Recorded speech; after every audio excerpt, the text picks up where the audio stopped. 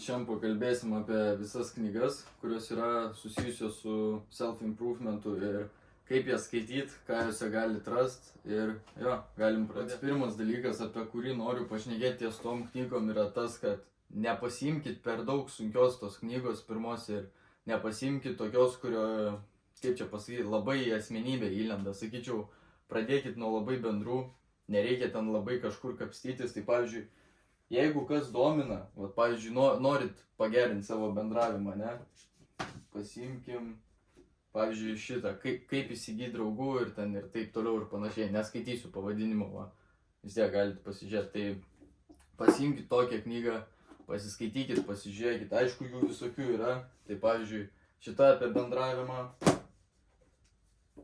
šita apie manipuliavimą, pavyzdžiui, yra apie aplamai vyriškumą, šitą ypatingo vyro kelias, tai jo viskas yra surašyta nuo A iki Z, kaip vyras turėtų elgtis ir kaip jis turėtų bendrauti su moterim. Ir tuomet eina kaip ir finansų knygos, tai pinigų psichologija ir tada pardavimų psichologija. Ir dar viena yra, pavyzdžiui, čia irgi susijęs su bendravimu ir dėrybom, tai jokių kompromisų.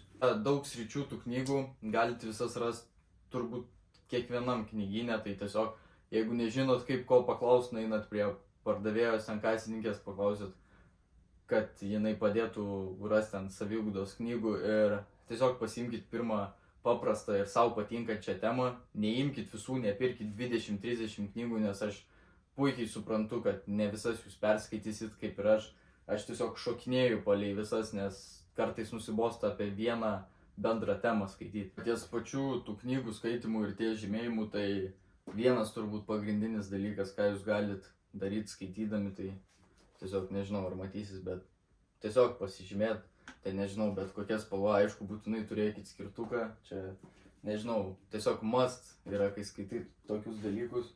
Arba mano vienas geras draugas man tiesiog nupirko šitų nesąmonių. Tai yra kaip skirtukas, kaip liniuotė, kur tiesiog prisiklijuoti ir bet kokiom realiai temom tai prisiklijuoji ir skaitai, bet yra dar vienas dalykas, kaip tą įsisavinti, tai aš įkelsiu šitam video, tipo dar vieną screen recordingą, kur aš, man atrodo, skaičiau jokių kompromisų, tai tiesiog jūs turit pasiimti ir kol skaitot, pavyzdžiui, jums patinka kažkokia vieta, eilutė, jūs būtinai turite įsirašyti kažkur dar papildomai, kad pavyzdžiui pagal temą būtų ir tos temos kaip ir tas pasakymas, parašymas arba ten mintis. Tai būtent taip bandykit skaityti ir tada jūs įsisavinsit ir kai neturėsit ką veikti, tiesiog pasiimkit, perskaitykit iš naujo arba tiesiog perverskit tuos užrašus, nes kai jūs taip pasižymit, tai nėra labai naudos, nes aš žinau, kad aš turbūt dar kartą jų visų neskaitysiu, o gal ir skaitysiu, bet tame yra esmė, kad tiesiog daugiau žinių gausite tai darydami, negu aplamai tiesiog pasižymit ir pamirštat. Tai apibendrinant šitą video, tai pats pirmas yra stepas susižinoti, apie ką jūs norit išmokti daugiau, pavyzdžiui, apie meilę, apie vyriškumą, finansai, nežinau, pavyzdžiui, kažkokį skillą norit tiesiog pagilinti, pavyzdžiui, kaip seilai ir dar kažkas panašaus.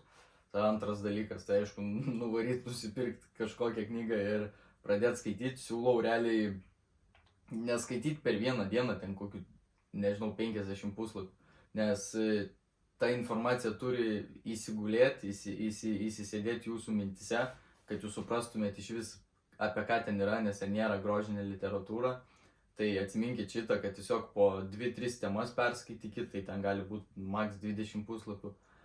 Ir tada būtinai žymėkit tas mintis, būtinai perskaitykit iš naujo, jeigu kas vėl neaišku, tai nebandykit forsinti, nebūtina čia greit skaityti, čia tiesiog perverskit iš naujo, jeigu kažką neperskaitėt, vėl grįžtat nuo eilutės pradžios, vėl skaitot ir tada kol normaliai suprasit, apie ką tiesiog knygos autorius šneka. Kam patiko, subscribinkit, followinkit ir nepamirškit mane pasiekti Instagrame eimo.kize.